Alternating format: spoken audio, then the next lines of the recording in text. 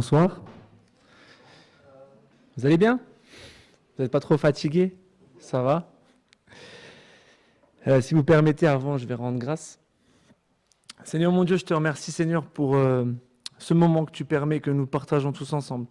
Seigneur, que tu puisses vraiment parler à nos cœurs. Seigneur, que tu puisses m'utiliser comme tu désires pour annoncer ta parole. Seigneur, que vraiment, Seigneur, nos cœurs puissent être disposés à t'écouter, Seigneur, et à mettre toujours en pratique ce que tu veux nous enseigner, mon Dieu.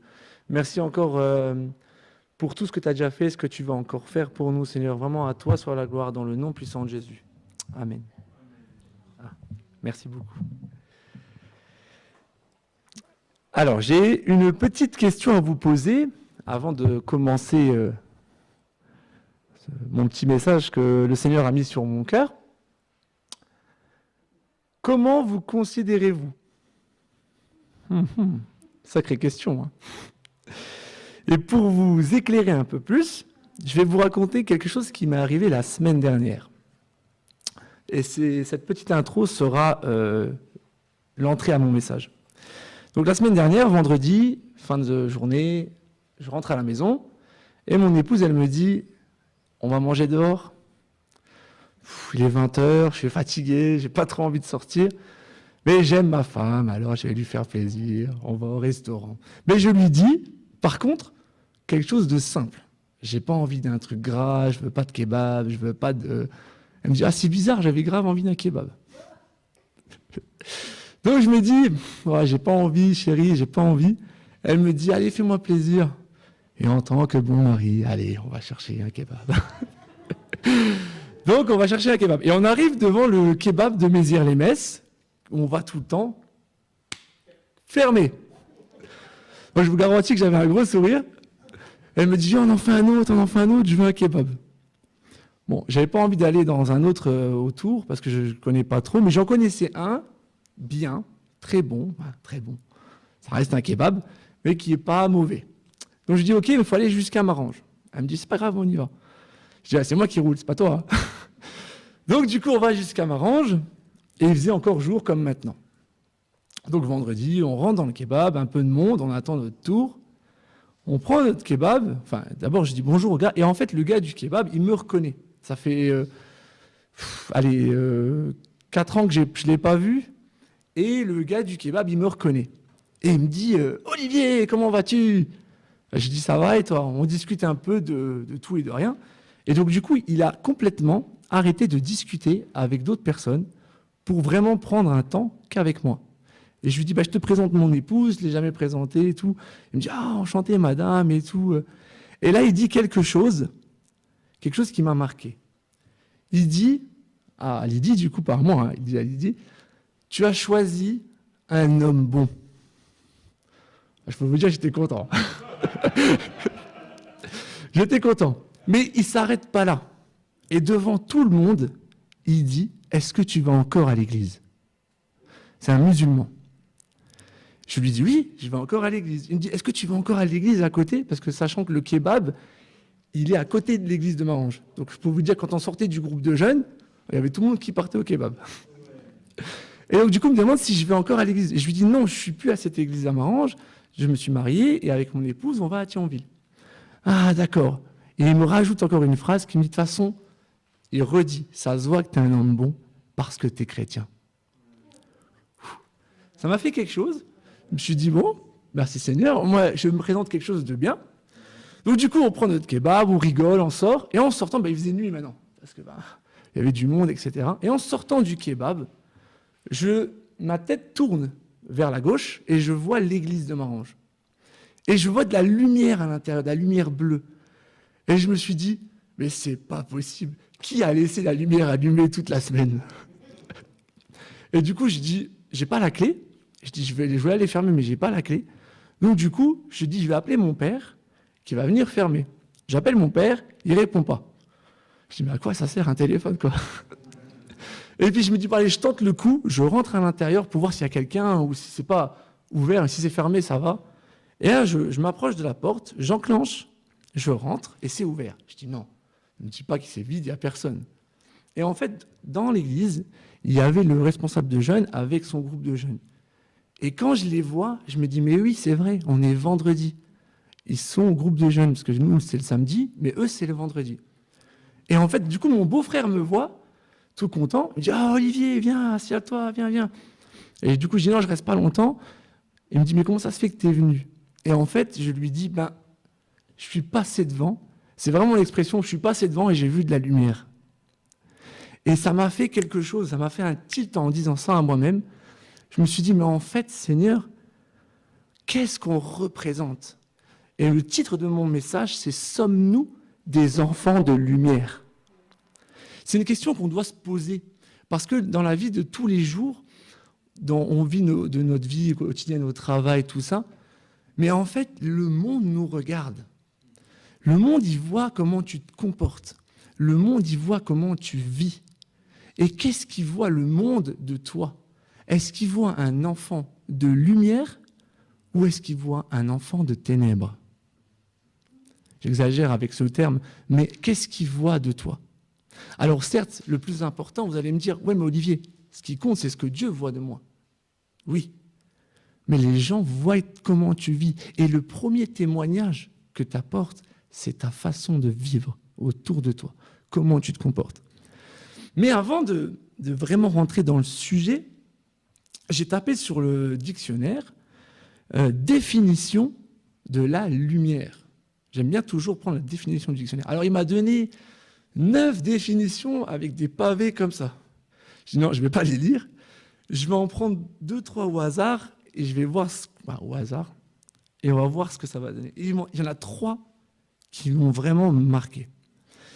Et la première de ces définitions, ce par quoi les choses, alors la lumière, ce par quoi les choses sont éclairées, qui répandent la lumière. La deuxième définition, c'est ce qui éclaire l'esprit, faire la lumière sur quelque chose. Et la dernière définition qui pour moi était importante, c'est mettre en lumière, éclairer, signaler, diriger. Et ces 3 définitions, en fait, représentent notre vie. Mais avant de vraiment rentrer encore dans le sujet, je vais vous lire un verset dans Genèse, le tout premier verset de la Genèse, Genèse 1, le verset 1 à 4. Alors, donc, un petit instant, je prends ma Bible, faire le gars bien. Donc, au commencement, Dieu créa le ciel et la terre. La terre était informe et vide.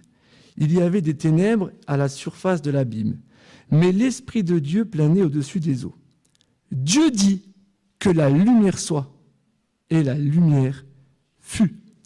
Dieu vit que la lumière était bonne, et Dieu sépara la lumière d'avec les ténèbres. Donc, on peut lire à travers ce verset qu'au tout début de la création, Dieu il sépare la lumière des ténèbres. Pour vous faire bien comprendre ce que je veux vous faire comprendre, si par exemple vous prenez votre voiture le soir, la nuit, et vous éteignez vos phares, et que dans la rue, ce n'est pas éclairé, je pense que vous n'allez pas faire beaucoup de kilomètres. S'il fait complètement noir, vous ne mettez pas les phares, vous allez vous taper soit un animal, soit un piéton, soit un mur. Vous êtes d'accord? Mais si vous mettez vos phares de la voiture, alors vos phares vont vous montrer ce qu'il y a devant vous. Et vos phares vous permettront de vous diriger soit à gauche, soit à droite, soit tout droit.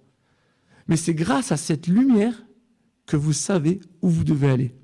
Et on peut également lire dans Jean, chapitre 1, le verset 1 à 5, qui va confirmer sur la lumière. Un petit instant. Donc, Jean, chapitre 1, verset 1 à 5. Au commencement était la parole, et la parole était avec Dieu. Et la parole était Dieu. Elle était au commencement avec Dieu. Tout a été fait par elle, et rien de ce qui a été fait n'a été fait sans elle. En elle était la vie, et la vie était la lumière des hommes. La lumière brille dans les ténèbres, et les ténèbres ne l'ont pas accueillie. Donc, avec ces 2 versets de Genèse et de Jean, on a deux explications concrètes que si on marche dans la lumière, on ne peut pas marcher dans les ténèbres. Parce que déjà, premièrement, avant de marcher dans la lumière, il faut savoir qui est la lumière. Et dans notre vie quotidienne de tous les jours, on a reconnu le Seigneur Jésus-Christ comme notre Seigneur et notre Sauveur. Amen. Et grâce à son sacrifice à la croix, mais à sa résurrection, on sait comment accéder à la vie éternelle. Mais ce n'est pas suffisant de l'accepter dans son cœur et de se dire « c'est bon, Dieu m'a sauvé, je n'ai pas besoin de travailler ». En tant qu'enfant de Dieu, on doit non seulement reconnaître que Jésus est notre Seigneur et notre Sauveur, mais on doit mettre en pratique ses commandements. On doit les mettre en pratique parce que on ne doit pas être spectateur de notre vie, mais on doit être acteur pour la gloire de l'Éternel. Et si on est spectateur, on reste assis sur notre chaise à dire « c'est bon, Dieu est mort pour moi à la croix, il est ressuscité, je l'ai accepté dans ma vie, je suis sauvé ». Ben oui, mais ce n'est pas ce que Dieu te demande. Et Dieu te demande d'agir pleinement, d'être un enfant de lumière.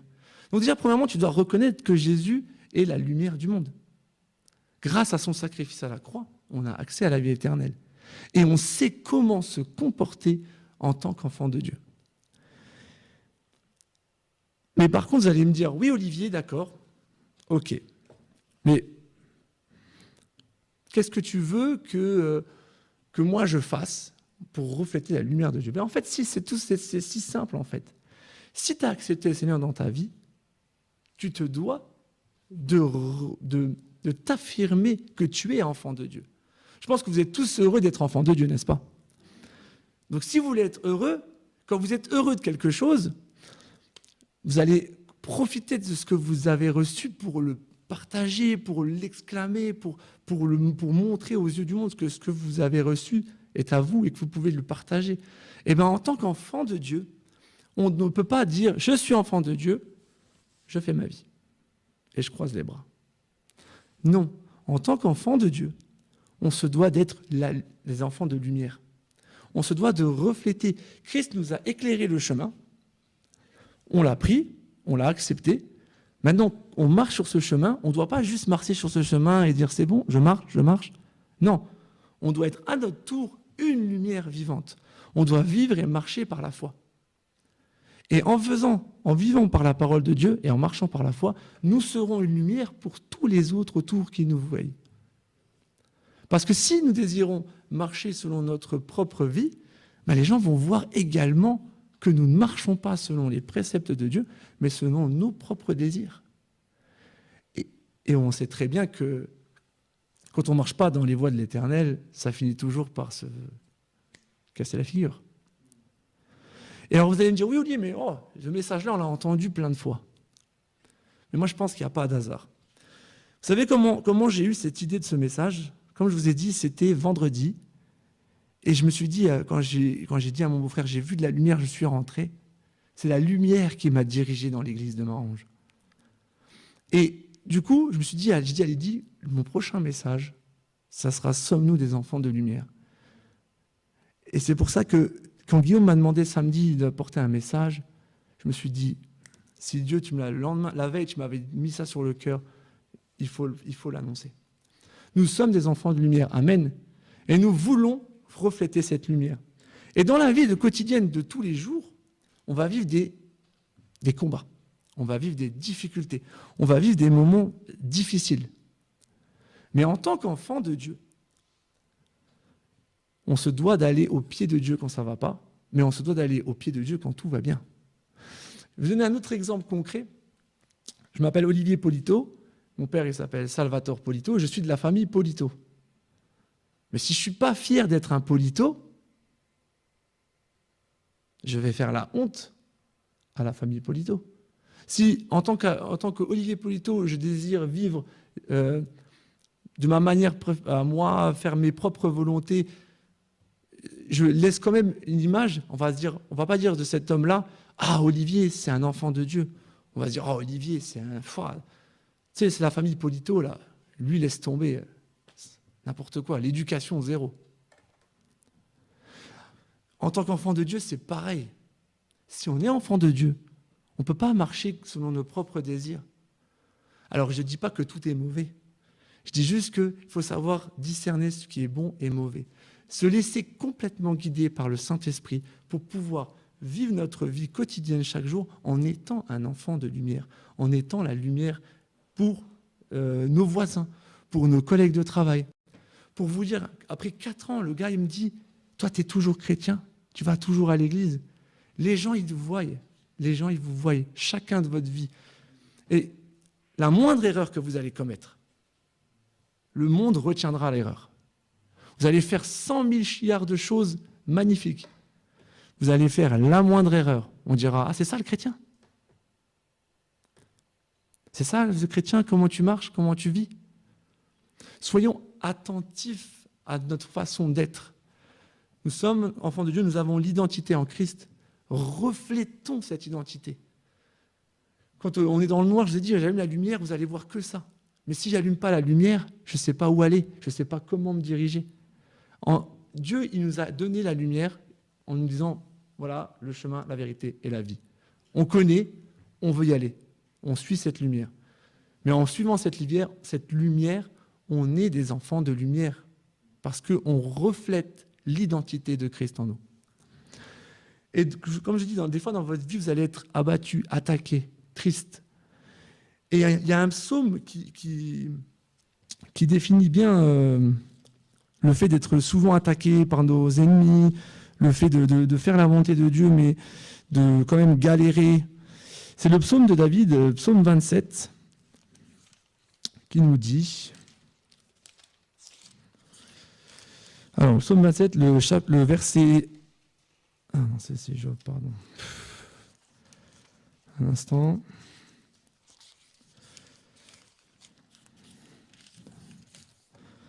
Désolé, hein. Voilà. Donc, psaume 27, le verset 1 à 4 nous dit « L'Éternel est ma lumière et mon salut. De qui aurais-je crainte? L'Éternel est le refuge de ma vie. De qui aurais-je peur? Quand ceux qui font le mal s'approchent de moi pour dévorer ma chair, mes adversaires et mes ennemis, ce sont eux qui trébuchent et qui tombent.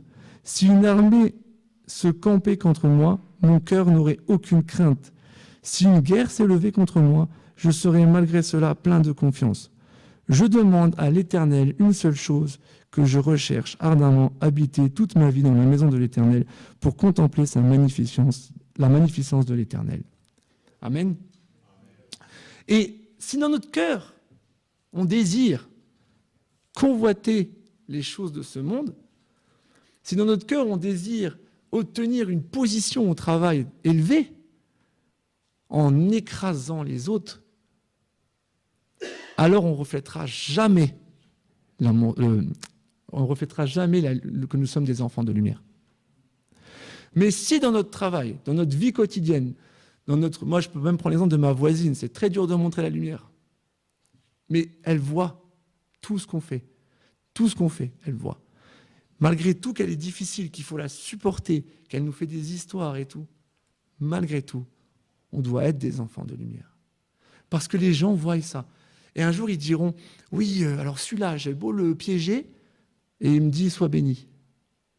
Ça vous est jamais arrivé, ça? Quelqu'un vous piège et tu dis, oui, mon frère, sois béni. Soyons des enfants de lumière. Et si notre cœur est attaché aux choses de ce monde, alors on va avoir du mal à rester dans la lumière, parce qu'on va convoiter les choses de la terre. Mais si notre désir, c'est d'accomplir pleinement les désirs de l'Éternel, faire sa volonté, marcher selon ses préceptes, étudier sa parole, la comprendre, la mettre en pratique, vivre une vraie relation cœur à cœur avec Dieu, si Dieu est notre priorité, tout le reste viendra par la suite. Mais le fait de prioriser l'Éternel plutôt que les choses de ce monde, alors les gens autour de toi, l'ennemi, il va pouvoir t'attaquer, te détruire, mais tu n'auras aucune crainte. Parce que l'Éternel est à tes côtés. L'Éternel, il est avec toi partout où tu vas. Même quand c'est difficile, l'Éternel, il est avec toi. Quand on te piège, l'Éternel, il est avec toi. Et il dit, va de l'avant, je suis avec toi, sois sans crainte. Et le désir de David, de le psaume de David, qui disait au verset 4, « Je demande à l'Éternel une chose. » que je recherche ardemment habiter toute ma vie dans la maison de l'Éternel pour contempler la magnificence de l'Éternel. Qu'est-ce que vous désirez le plus? Une super voiture, Ferrari, une belle maison, je ne sais pas moi, tout ce qui pourrait vous apporter ce monde. Certes, c'est cool, mais ce n'est pas le plus important. Demain, la voiture, elle casse, plus de voiture. Demain, la maison, elle brûle, plus de maison.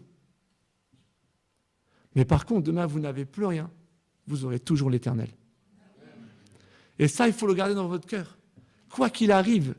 Alors oui, c'est facile à parler, Olivier, parce que je pense que si je rentre, ma maison elle est en feu, je vais pleurer. Mais si mon cœur est attaché à l'Éternel, alors la maison, elle peut brûler. Oui, je vais être triste, oui, je vais être peiné, mais je sais que l'Éternel aura quelque chose de meilleur pour moi. Et si notre cœur, on désire vraiment autre chose que faire la volonté de Dieu, que être vraiment auprès de Dieu, on aura plein de choses. Le diable, il peut t'offrir. Vous savez, je vais vous dire un truc, le diable, il peut t'offrir les plus belles choses de cette terre, dans le seul but de vous voir tout perdre. Mais par contre, si notre cœur est attaché à l'Éternel, si on désire faire sa volonté, mettre en pratique ses commandements, alors on va marcher selon la lumière de l'Éternel, on va vivre comme on doit vivre en tant qu'enfant de Dieu, et on va être une lumière pour tout autour de nous. Et l'ennemi, les gens, ils pourront nous critiquer, nous jeter des pierres, pourra même peut-être un jour battu en tant qu'enfant de Dieu. Mais mon cœur appartient à l'Éternel, mon âme appartient à l'Éternel, parce que je lui ai tout donné. Et quand c'est tout donné, c'est pas sauf ce que je veux garder, hein. C'est tout lui donner. Parce que l'Éternel, il a des plans parfaits. Et vous savez, je peux même vous raconter un truc. Quand mon père a pris son ministère pastoral, il a prié à l'Éternel et il lui a dit « Seigneur, montre-moi les plans que tu veux pour l'église de Marange, les plans que tu veux pour moi, pour que je puisse me diriger. » Il a prié, il était convaincu que Dieu allait lui répondre. Ah, vous savez quoi? Il y a un pasteur qui est venu le voir, qui ne connaissait pas ça. Il lui a dit « Il faut que je prie pour toi. » Oh, ok, mon père, allez-y. Et dans sa prière, il a juste dit « Tu vas apprendre à découvrir ma volonté, pas à pas. » Mon père s'est dit « Oh Seigneur, c'est pas ce que je t'ai demandé. » Mais en fait, Dieu a voulu lui faire comprendre que tu n'as pas besoin de connaître l'avenir. Tu n'as pas besoin de t'inquiéter. Tu n'as pas besoin de regarder à l'avenir. Regarde à moi et ensemble on va vers là-bas. Parce que l'Éternel, il veut que des bonnes choses pour toi. Et quand tu te donnes pleinement à l'Éternel, tu vas être un enfant de lumière. Et quand tu es un enfant de lumière, les gens, ils vont le voir.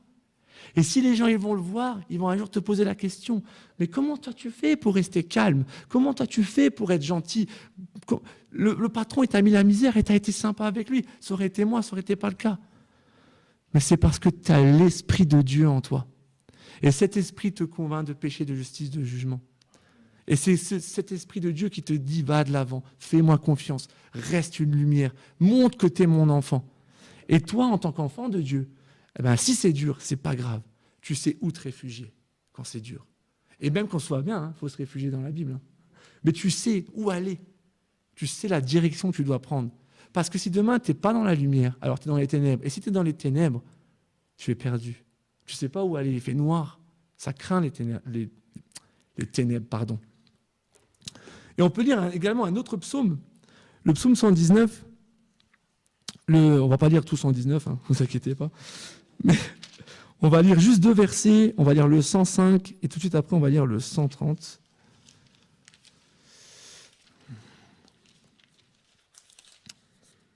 Alors, hop, c'est par là. Ta parole, psaume 119, verset 105. Ta parole est une lampe à mes pieds et une lumière sur mon sentier. Et le 130, il dit, la révélation de tes paroles est claire, elle donne de l'intelligence aux simples. Mes frères et sœurs, ne soyons pas des hommes et des femmes recherchant la gloire, recherchant le spectacle, recherchant des choses éphémères, mais cherchons à être vrais et authentiques devant l'Éternel. En cherchant ça, Dieu nous éclairera et nous serons à notre tour des enfants de lumière. On peut lire également dans Matthieu, l'évangile de Matthieu, chapitre 5, le verset 14 à 16. Alors, Matthieu 5, 14 à 16. C'est vous qui êtes la lumière du monde. Une ville située sur une montagne ne peut être cachée. On n'allume pas une lampe pour la mettre sous le boisseau, mais on la met sur le chandelier et elle brille pour tous ceux qui sont dans la maison. Que votre lumière brille ainsi devant les hommes, afin qu'ils voient vos œuvres bonnes, et glorifient votre Père qui est dans les cieux. Mes frères et sœurs, si tout ce qu'on fait, on ne le fait pas pour glorifier Dieu, on n'est pas des enfants de lumière. Mais si tout ce qu'on fait, on le fait pour la gloire de Dieu, alors on sera des enfants de lumière. On peut lire également dans Jean, chapitre 8, le verset 12, qui nous dit Jésus leur parla de nouveau et dit « Moi, je suis la lumière du monde. Celui qui me suit ne marche pas dans les ténèbres, mais il aura la lumière de la vie. » Ce verset nous dit clairement que si on marche dans la lumière, on ne peut pas marcher dans les ténèbres. Et inversement, si nous marchons dans les ténèbres, nous ne pouvons pas marcher dans la lumière. Parce que sinon, ça serait trop facile. Comme je vous ai dit, on donnerait notre cœur à Jésus, c'est bon, Dieu m'a sauvé, gloire à Dieu, merci Seigneur. Et puis je m'assois sur ma chaise, et puis je critique la louange, et je critique la sono, et puis je critique le prédicateur.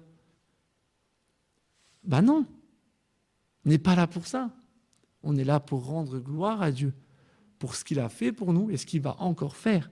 Mais on est aussi là pour être acteur.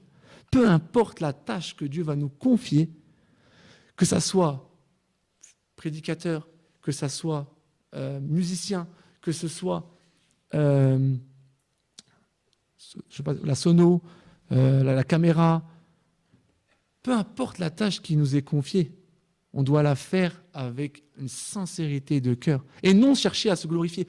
Je le dis souvent au groupe de jeunes, si moi, en tant que responsable de jeunes, je cherche ma glorification en tant que responsable de jeunes, ça ne durera pas.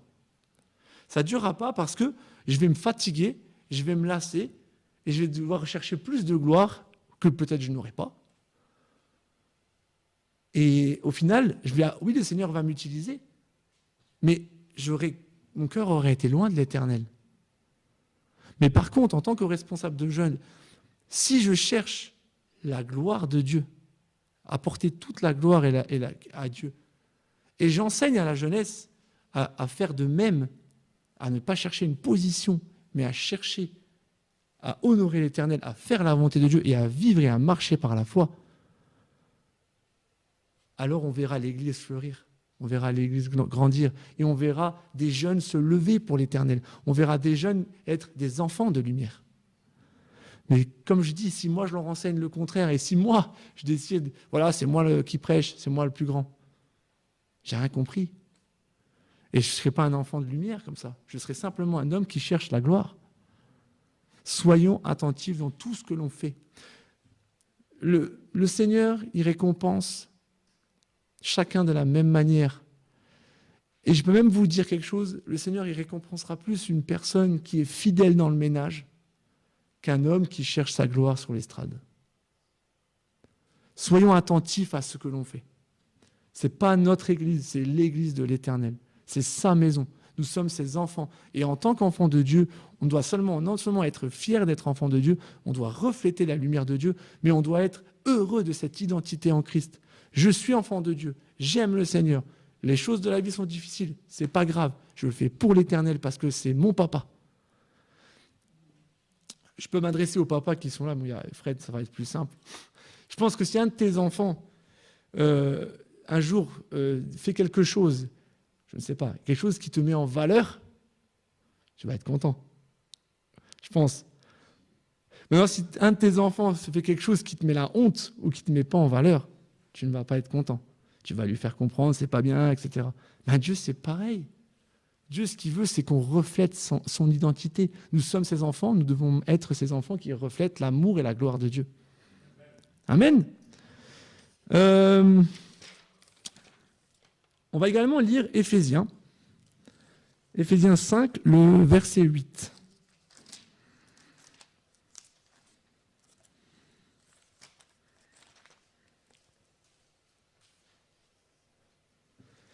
Autrefois, en effet, vous étiez ténèbres, mais maintenant vous êtes lumière dans le Seigneur. Marchez comme des enfants de lumière. Peut-être que vous n'étiez pas forcément des enfants de lumière avant ce soir, ou peut-être que vous l'étiez, mais vous avez oublié, ou peut-être que vous l'étiez et ce message ne vous concerne pas. Mais soyons toujours attentifs à ce que l'on fait. Pas pour bien se faire voir, Olivier, non. Parce qu'en tant qu'enfant de Dieu, les gens nous voient. Vous, de la même manière, vous voyez les gens, comment ils se comportent. Vous pouvez dire si c'est des personnes bien ou pas bien, mauvaises ou bonnes. Les gens, ils vous voient de la même manière. Et si vous reflétez la lumière de Dieu, je peux vous dire que les gens le voient. Et s'ils voient que vous êtes enfant de Dieu, ah c'est bien, ils vous ont vu, c'est bon. Et le lendemain, vous faites complètement le contraire, ils vont se dire, attends. Lui, c'est un enfant de Dieu? Lui, c'est un chrétien? C'est ça, les chrétiens? Soyons toujours attentifs à ce que l'on fait. Je ne dis pas que la vie sera simple. En plus, moi, j'ai un sale caractère. Moi, je peux vous dire que des fois, je dois travailler sur moi. Mais Dieu, il travaille nos cœurs, il travaille nos vies. Soyons toujours attentifs. Restons des enfants de lumière. Et je vais terminer par un dernier verset, toujours dans Jean. On l'a déjà lu tout à l'heure, mais je vais quand même le relire. Jean 1, verset 5.